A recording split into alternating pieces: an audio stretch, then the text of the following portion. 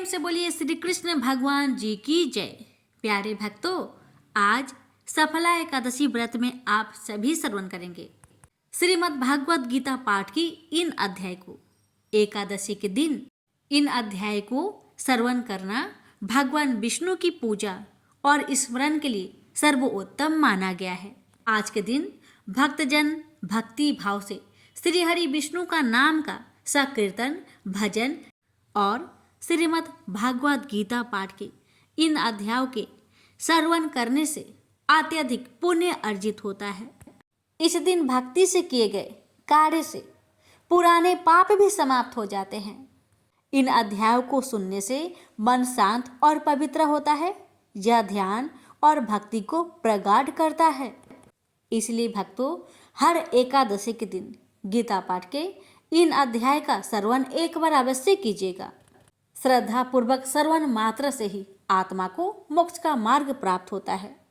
प्रेम से बोलिए श्री कृष्ण भगवान की जय, राधा रानी की जय, विष्णु भगवान की जय, माँ लक्ष्मी की जय। तो आइए भक्तों, श्रवण करते हैं गीता पाठ की इन अध्याय को। श्री भगवान ने कहा, हे अर्जुन, अब मैं तुझे ईर्ष्या न करने के लिए इस परम गोपनीय ज्ञान को अनुभव सहित करता हूँ, जिसको जानकर तू इस दुख रूपी संसार से मुक्त हो सकेगा। यह ज्ञान सभी विद्याओं का राजा, सभी गोपनीयों से भी अति गोपनीय, परम पवित्र, परम श्रेष्ठ है। यह ज्ञान धर्म के अनुसार सुखपूर्वक कर्तव्य कर्म के द्वारा अविनाशी परमात्मा का प्रत्यक्ष अनुभव कराने वाला है। हे परंतर, इस धर्म के प्रति श्रद्धा न रखने वाले मनुष्य मुझे न प्राप्त होकर जन्म मृत्यु रूपी मार्ग से इस संसार में आते जाते रहते हैं।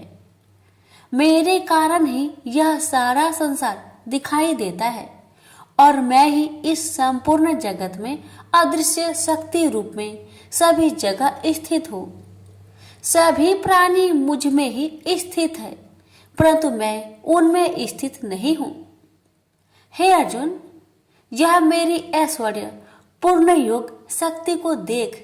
यह संपूर्ण सृष्टि मुझ में कभी स्थित नहीं रहती है, फिर भी मैं सभी प्राणियों का पालन पोषण करने वाला हूं और सभी प्राणियों में शक्ति रूप में स्थित हूं, परंतु मेरा आत्मा सभी प्राणियों में स्थित नहीं रहता है, क्योंकि मैं ही सृष्टि का मूल कारण हूँ। इस प्रकार सभी जगह बहने वाली महान वायु सदैव आकाश में स्थिर रहती है, उसी प्रकार सभी प्राणी मुझ में स्थिर रहते हैं। हे कुंती पुत्र, कल्प के अंत में सभी प्राणी मेरे प्रकृतिक में प्रवेश करके विलीन हो जाते हैं और अगले कल्प के आरंभ में उनको अपनी इच्छा शक्ति से फिर उत्पन्न करता हूँ। 84 लाख योनियों में सभी प्राणी अपनी इच्छा शक्ति के कारण बार बार मेरी इच्छा शक्ति से विलीन उत्पन्न होते रहते हैं। यह सभी पूर्ण रूप से स्वतः मेरी इच्छा शक्ति के अधीन होते हैं। हे धनंजय, यह सभी कर्म मुझे बांध नहीं पाते, क्योंकि मैं उन कार्यों में बिना किसी फल की इच्छा से उदासीन भाव से स्थिर रहता हूँ। हे कुंती पुत्र, मेरी अक्षयता, मैं मेरी भौतिक प्रकृति सभी चर तथा अचर जीव उत्पन्न और विनिष्ट करती रहती है। इसी कारण से यह संसार परिवर्तनशील है। मूर्ख मनुष्य मुझे अपने ही समान निष्कृष्ट शरीर आधार वाला समझते हैं, इसलिए वह सभी जीव आत्माओं का परम ईश्वर वाले मेरे स्वभाव को नहीं समझ पाते। ऐसे मनुष्य कभी न पूर्ण होने वाली आशा में, कभी न पूर्ण होने वाले कर्मों में और कभी न प्राप्त होने वाले ज्ञान में विशेष रूप से मोहग्रस्त हुए मेरी मोहने वाली भौतिक प्रकृति की ओर आकर्षित होकर निश्चित रूप से राक्षसी वृत्ति और असुरी स्वभाव धारण किए रहते हैं। हे पृथा पुत्र, मोह से मुक्त हुए महापुरुष देवीय स्वभाव को धारण करके मेरी शरण ग्रहण करते हैं और मुझको सभी जीव आत्माओं का उद्यम जानकर अनन्य भाव से मुझ अविनाशी का स्मरण करते हैं। ऐसे महापुरुष दृढ़ संकल्प से प्रयत्न करके निरंतर मेरे नाम और महिमा का गुणगान करते हैं और सदैव मेरी पूजा में स्थिर होकर मुझे बार बार प्रणाम करते हुए मेरी पूजा करते हैं। कुछ मनुष्य ज्ञान के अनुशीलन द्वारा यज्ञ करके, कुछ मनुष्य मुझे एक ही तत्व जानकर, कुछ मनुष्य अलग अलग तत्व जानकर अनेक विधियों से निश्चित रूप से मेरे विश्व स्वरूप की पूजा करते हैं।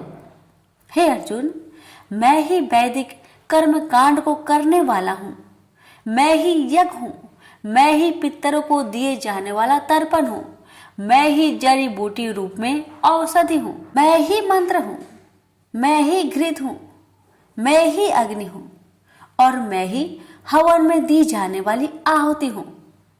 इस संपूर्ण ब्रह्मांड का मैं ही पालन करने वाला पिता हूँ, मैं ही उत्पन्न करने वाली माता हूँ, मैं ही मूल स्रोत दादा हूँ, मैं ही इसे धारण करने वाला हूँ, मैं ही पवित्र करने वाला ओमकार शब्द से जानने योग्य हूँ, मैं ही ऋग्वेद, सामवेद और यजुर्वेद हूँ, मैं ही सभी प्राप्त होने वाला परम लक्ष्य हूँ, मैं ही सभी का भरण पोषण करने वाला हूँ, मैं ही सभी का स्वामी हूँ, मैं ही सभी के अच्छे बुरे कर्मों को देखने वाला हूँ, मैं ही सभी का परम धाम हूँ, मैं ही सभी की शरण स्थली हूँ, मैं ही सभी से प्रेम करने वाला घनिष्ठ मित्र हूँ, मैं ही सृष्टि को उत्पन्न करने वाला हूँ, मैं ही सृष्टि के संहार करने वाला हूँ, मैं ही सभी का स्थिर आधार हूँ, मैं ही सभी को आश्रय देने वाला हूँ और मैं ही सभी का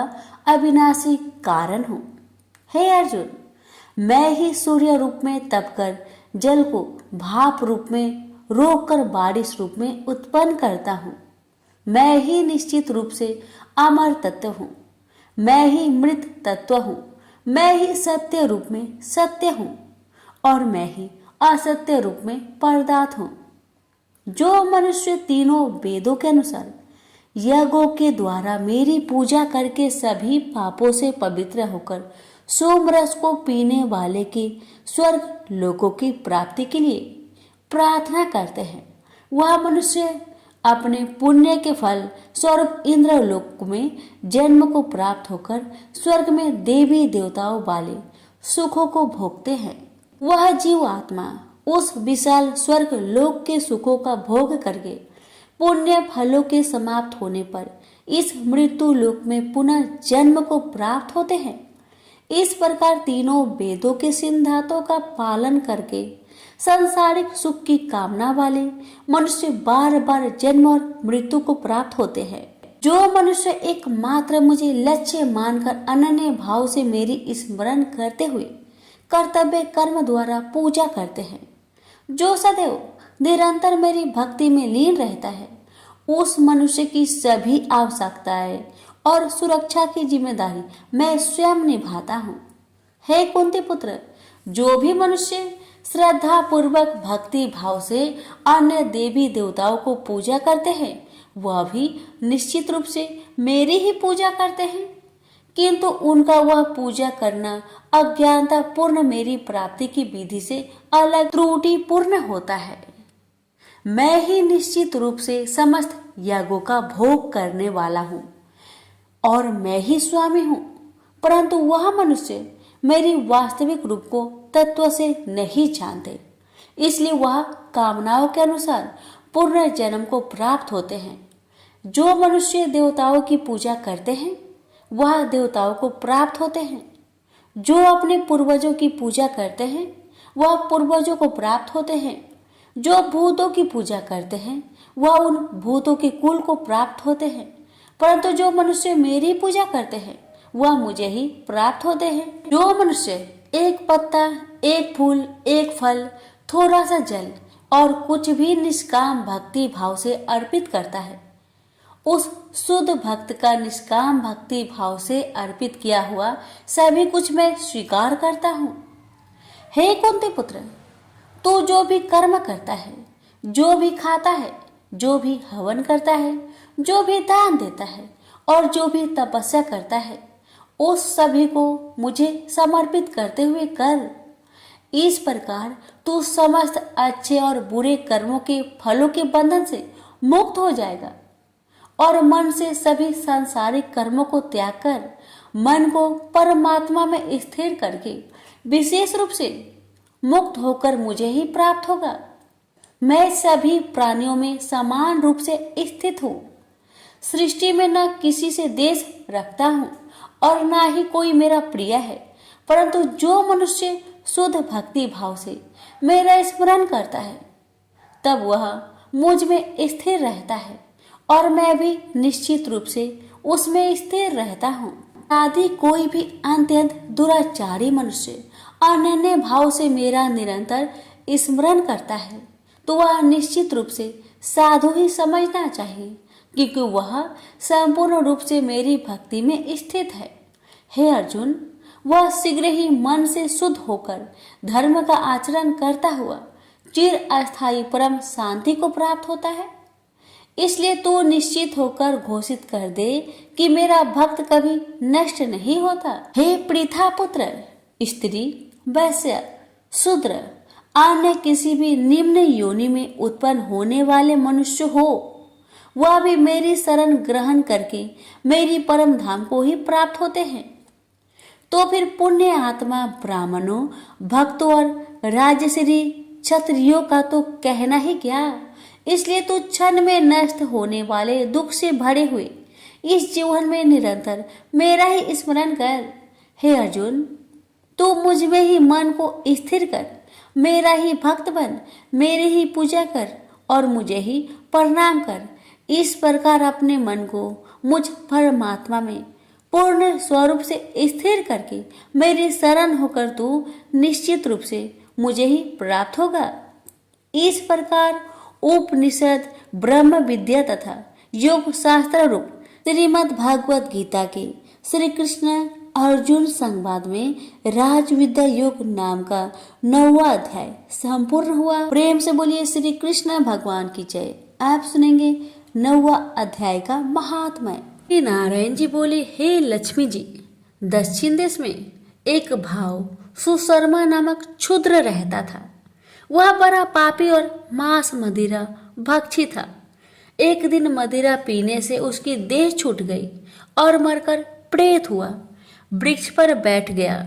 एक ब्राह्मण भी उसी नगर में रहता था। दिन को भिक्षा मांगकर स्त्री को लाकर देता। नारी उसकी कलहनी थी। समय पाकर उन दोनों ने प्राण त्यागे और वह दोनों मरकर प्रेत हुए और वह भी उस वृक्ष के तले में आकर रहे। कुछ काल व्यतीत हुआ। तब एक दिन उसकी नारी पिचासनी ने कहा, पुरुष पिचास, तुमको कुछ पिछले जन्म की खबर है? तब पिचास ने कहा, तूने पिछले जन्म में क्या साधना की थी जिससे तुझे खबर है? तब उस पिचास ने कहा, मैंने पिछले जन्म में एक ब्राह्मण से आध्यात्मिक कर्म सुना था। तब फिर पिचासनी ने कहा, तूने और कौन सी साधना की थी तथा वह ब्राह्मण कौन था और वह आध्यात्मिक कर्म कौन सा है जिसके सुनने से तुझे पिछले जन्म की खबर है? पिचास ने कहा, मैंने और कुछ पुण्य किया, केवल गीता जी का श्लोक श्रवण किया। उसका प्रयोजन यह है कि एक समय अर्जुन ने श्री कृष्ण से 3 बातें पूछी थी जो गीता जी की 9वें अध्याय में लिखी है।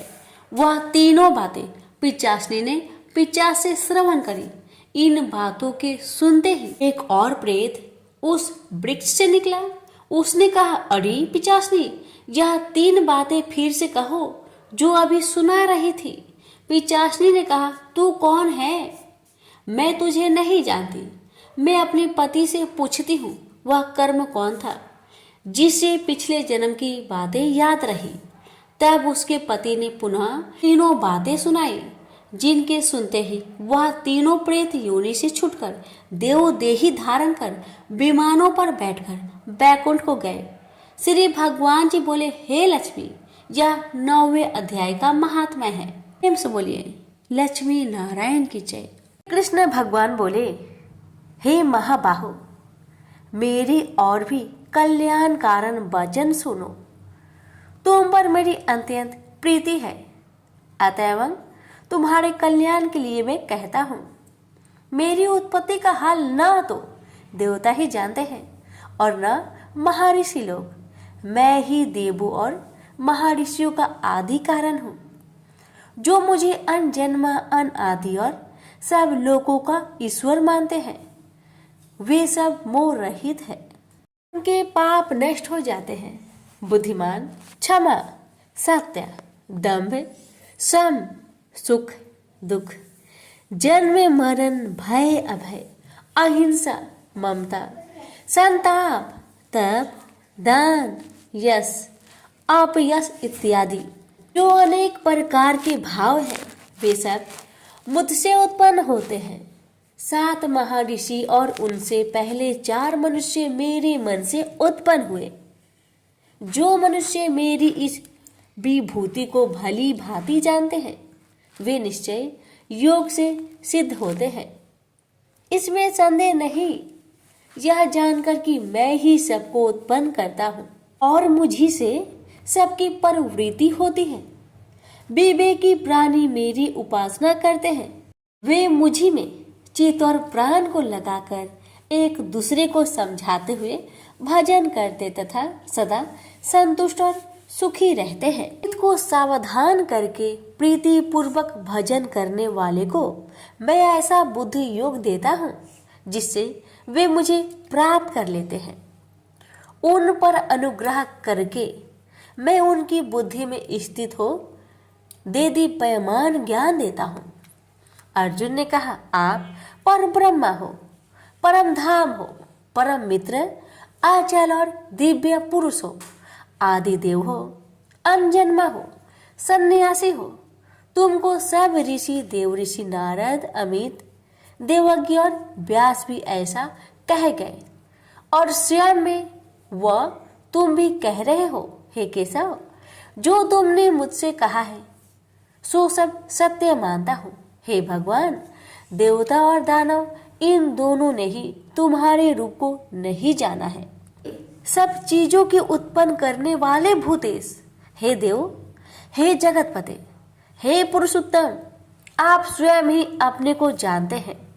अतः आप अपनी गत दिव्य विभूतियों का हाल पूर्णतया वर्णन कीजिए, जिनके द्वारा आप इन सब लोगों में व्याप्त हो रहे हैं। चिंतन करता हुआ भी मैं आपको किस प्रकार से जान सकता हूँ? आपका ध्यान किन किन भावों से करना उचित है? हे जनार्दन, कृपया अपनी माया और विभूतियों को विस्तार से कहिए। अमृत रूपी आपकी इस वाणी को सुनने से मेरा मन तृप्त नहीं होता। श्री कृष्ण बोले, मेरा विस्तार तो अनंत है, तो भी मुख्य मुख्य विभूतियों को मैं तुम्हें सुनाता हूँ। गुणकेश, समस्त भूतों के अंत कारण में रहने वाला आत्मा मैं ही हूँ। मैं ही उनका आदि मध्य अंत हूँ। मैं ही आदित्य में विष्णु, प्रकाश को मैं अनेक किरणों से भूषित सूर्य, मरुद गणों में मरीच, नक्षत्रों में चंद्रमा मैं ही हूँ। मैं वेदों में सामवेद, देवों में विष्णु, इंद्रियों में मन और धृत मात्र में चैतन्य मैं ही हूँ। रुद्रों में शिव, यज्ञों में कुबेर, अष्ट वस्तुओं में अग्नि और पर्वतों में सेमरु मैं ही हूँ। हे पार्थ, पुरोहितों में बृहस्पति, सेनापतियों में स्कंद और जलाशयों में समुद्र मैं ही हूँ। मैं महर्षियों में भृगुबानी हूँ, अक्षरों में ओंकार, यज्ञों में जप, यज्ञों और स्वथवारों में हिमालय मैं ही हूँ। वृक्षों में पीपल, देव ऋषियों में नारद, गंधर्वों में चित्ररथ, सिद्धों में कपिल मुनि, वेदों में अमृत से उत्पन्न उच्च श्रवा, गजेंद्रों में ऐरावत और मनुष्यों में राजा मैं ही हूँ। धातुओं में वज्र, गौओं में कामधेनु, प्रजा की उत्पत्ति करने वालों में कामदेव और सर्पों में वासुकी मैं ही हूँ। नागों में शेषनाग, जलचरों में वरुण, पितरों में आर्यमा और शासन करने वालों में यमराज मैं ही हूँ। शुद्ध करने वालों में वायु, शस्त्रधारियों में राम, नदियों में गंगा मैं ही हूँ। हे अर्जुन, मैं सब प्राणियों का आदि अंत, विद्याओं में आध्यात्म विद्या और वाद विवादों में वाद मैं ही हूँ। अक्षरों में ओमकार में दंड, अक्षय कोक और 4 मुख वाला ब्रह्म भी मैं ही हूँ।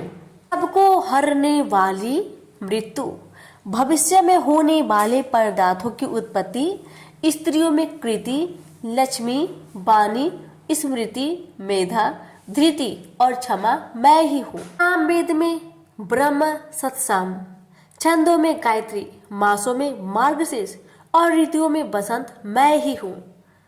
यादवों में वासुदेव, पांडवों में अर्जुन, मुनियों में व्यास और कवियों में शुक्र मैं ही हूँ। दमन करने वालों में दंड, जय चाहने वालों में नीति, गुहा पदार्थों में मौन तथा ज्ञानियों में ज्ञान मैं ही हूँ। और हे अर्जुन, भूत भाव का जो बीज है वह भी मैं ही हूँ। मेरे अतिरिक्त चराचर भूत कुछ भी नहीं है। ये परंतप दिव्य विभूतियों का अंत नहीं है। विभूतियों का विस्तार मैंने संक्षेप में कहा है। जो वस्तु ऐश्वर्यवान, शोभ्यमान और यशवान है, उन्हें मेरे ही तेज के अंश से उत्पन्न हुआ जानो। यही जानो कि मैं अपने एक ही अंश से इस संपूर्ण जगत में व्यापक हूँ। प्रेम से बोलिए श्री कृष्ण भगवान की जय। अब सुनिए 10वें अध्याय का महात्म्य। नारायण जी बोले, हे लक्ष्मी जी, अब 10वें अध्याय का महात्म्य मैं कहता हूँ, आप श्रवण करें। एक बनारस क्षेत्र, गंगा जी का स्नान, संतों तथा काशी विश्वनाथ जी का दर्शन, अन्न को छोड़ना, एकादशी का दिन। हे स्वामी, इसने ऐसा क्या पुण्य किया था जिससे इसको यह गति प्राप्त हुई? शिव जी बोले, हे श्रृंगी, एक दिन यह ब्राह्मण विश्वेश्वर महादेव जी के दर्शन को जा रहा था। मार्ग में धूप की गर्मी के कारण एक समय कैलाश पर्वत पर पार्वती और हम बैठे हुए थे। एक हंस मेरे दर्शन को आया। वह हंस ब्रह्मा का वाहन था। ब्रह्मलोक से मान सरोवर को जाता था। उस सरोवर में सुंदर कमल के फूल थे। वह हंस एक कमल को लागने लगा। उसकी परछाई कमल पर पड़ी तो वह हंस श्याम वर्ण हो आकाश से गिर पड़ा। तब उसी समय उस मार्ग में मेरा एक गण आया। हंस को गिरा देख गण ने कहा, हे स्वामी, वह हंस आपके दर्शन को आया था, सो श्याम वर्ण हो गया। इसका क्या कारण है? ऐसा क्यों हुआ? हंस ने कहा, मैं आपके दर्शन को आ रहा था। मान सरोवर में कमल के फूल खिले हुए थे, उसको लांघ कर आया। उससे मेरी देह श्याम वर्ण हो गई और आकाश से गिर पड़ा। कारण जानता नहीं क्या हुआ। यह सुन शिव जी हंसे। तब आकाशवाणी हुई कि हे शंभु जी, कमलनी से पूछो, वह कहेगी। कमलनी ने कहा, मैं पूर्व जन्म में पद्मावती नामक अप्सरा थी। उस समय एक ब्राह्मण गंगा के किनारे स्नान कर गीता जी के 10वें अध्याय का पाठ किया करता था। एक दिन इंद्र का सिंहासन हिला। तब इंद्र ने मुझे आज्ञा दी कि तू जाकर उस ब्राह्मण की तपस्या भंग कर। आज्ञा पाकर मैं उस ब्रीप के पास गई। उस ब्रीप ने मुझे श्राप देकर कहा, अरे पापिनी, तू कमलनी हो जा। उसी समय मैं कमलनी हो गई। तभी से मैं गीता जी के 10वें अध्याय का पाठ करती हूँ। उसी से मेरा यह तेज है कि मुझको लांघने वाला काला होकर अचेत हो जाता है। हंस ने कहा, मेरा यह श्याम वर्ण कैसे श्वेत होगा और तू इस कमल देह से छूटकर कैसे देव देही पाई? तब कमलनी बोली, जब कोई श्री गीता जी के 10वें अध्याय का पाठ सुनाएगा उद्धार होगा। तब एक ब्राह्मण ने सरोवर में स्नान कर गीता जी के 10वें अध्याय का पाठ किया। उसे हंस ने और कमलनी ने सुना, तब उसका उद्धार हुआ। प्रेम से बोलिए लक्ष्मी नारायण की जय, उमापति शंकर भगवान की जय। अर्जुन ने पूछा, इस प्रकार जो भक्त सदैव योग युक्त होकर आपकी उपासना विधि पूर्वक करते हैं और वे जो अव्यक्त पर ब्रह्म को भजते हैं, इन दोनों में कौन सा योगी श्रेष्ठ है? श्री भगवान जी बोले, जो मेरे विषय में मन लगाकर परम श्रद्धा पूर्वक मुझको भजते हैं वे उत्तम योगी हैं। मैं यह मानता हूँ, परंतु जो इंद्रियों को संयम करके सर्वत्र समदृष्टि रखने वाला सब प्राणियों के हित में लगे हुए कथनीय अव्यक्त सर्वव्यापी अचिंतनीय निर्विकार अचल ध्रुव अक्षर का भजन करते हैं वे भी मुझे प्राप्त होते हैं।